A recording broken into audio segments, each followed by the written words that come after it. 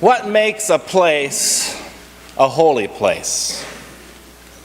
In the 3rd chapter of Exodus, we read that Moses was keeping his flock when all of a sudden he noticed a burning bush. Moses said, "I must turn aside and look at this great sight and see why the bush is not burning up." When the Lord saw,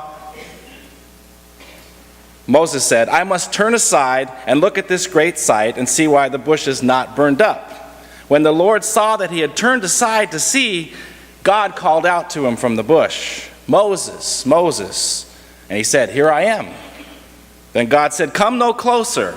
Remove the sandals from your feet, for the place on which you are standing is holy ground."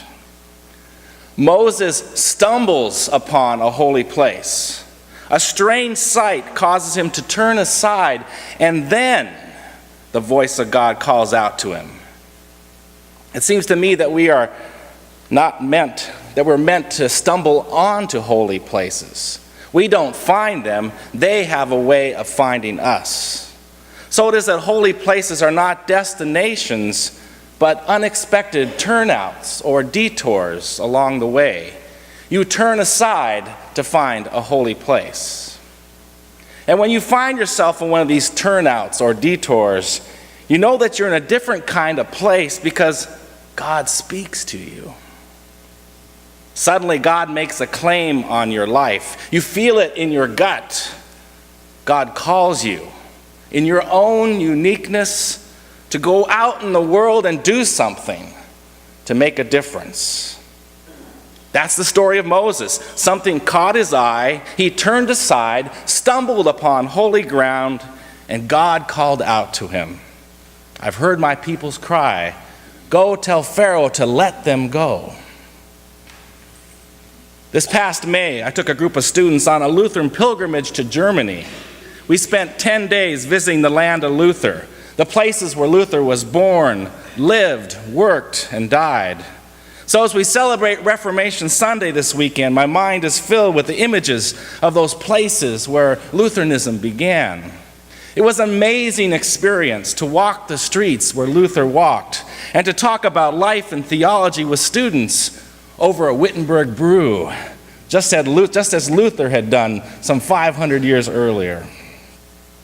I've always wanted to go to the land of Luther, more as a student of history than as a pilgrimage, but I found myself getting kind of excited when we were headed over to the Castle Church to see the place where Luther nailed the 95 Theses on the door to start the Reformation. But this destination was not to be a holy place for me. The doors, which weren't even the original doors, were gone. They were being repaired. All we got to see was a picture of the doors on a piece of plywood.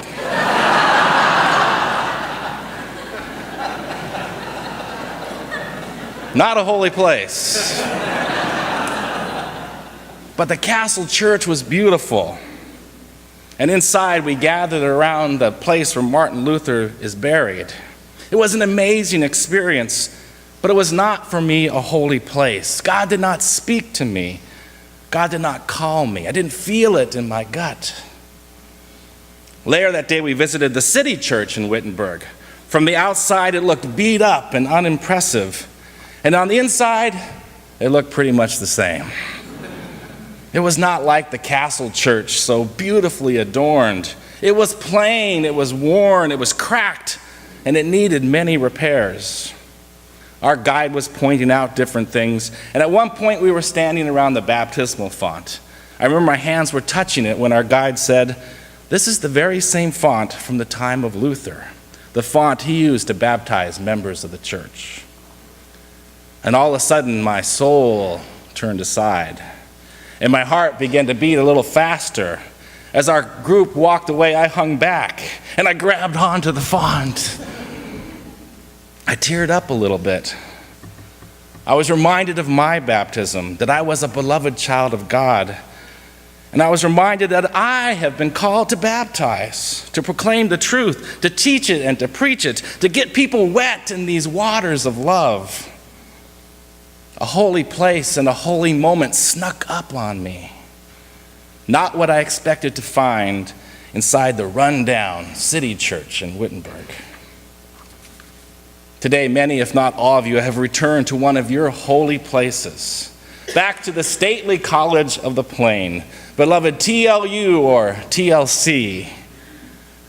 Many of you had high expectations when you first came here to college, but maybe not heavenly expectations. I mean, how much can you expect for a little school in a little town, Seguin, Texas? I mean, really, high expectations. Yet, it was here in this place, somewhere along the pathways, inside the classrooms, on stages and on fields, in unexpected nooks and crannies, and here in the chapel, that you saw something that caused you to turn aside. Some kind of flame that caused you to think twice and change directions. And you heard that voice that called you into your future, into your deepest and fullest self, into your great calling in life. Do you remember?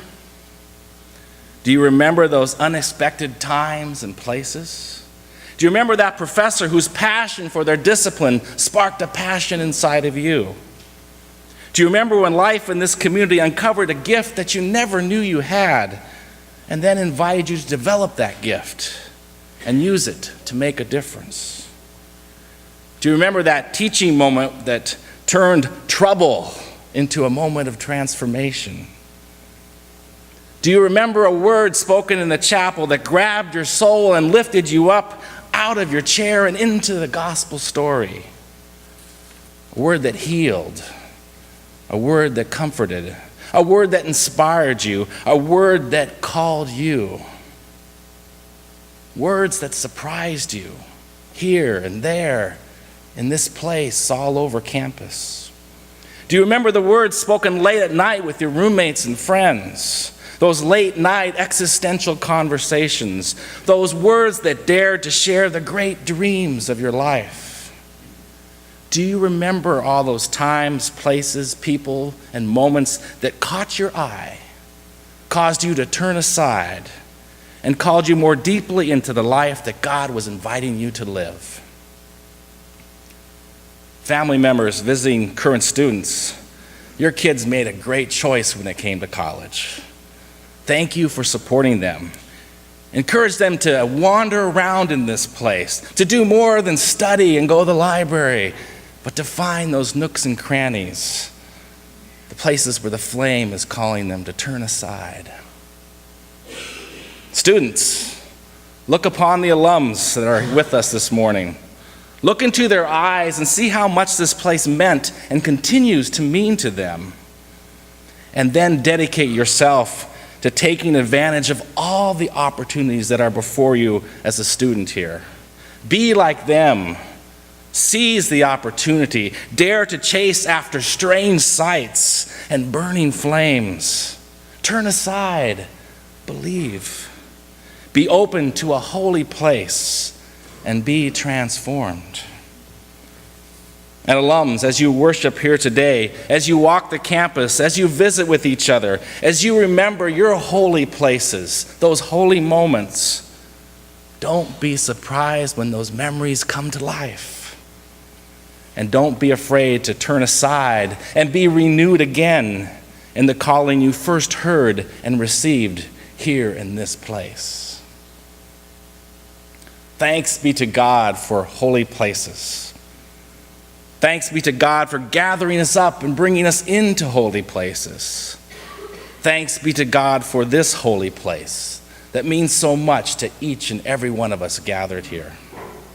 For here in this place, the light continues to stream, the darkness is vanished away, and dreams of the kingdom are brought to light. Yes, here in this place, yesterday, today, and tomorrow. Thanks be to God. Amen.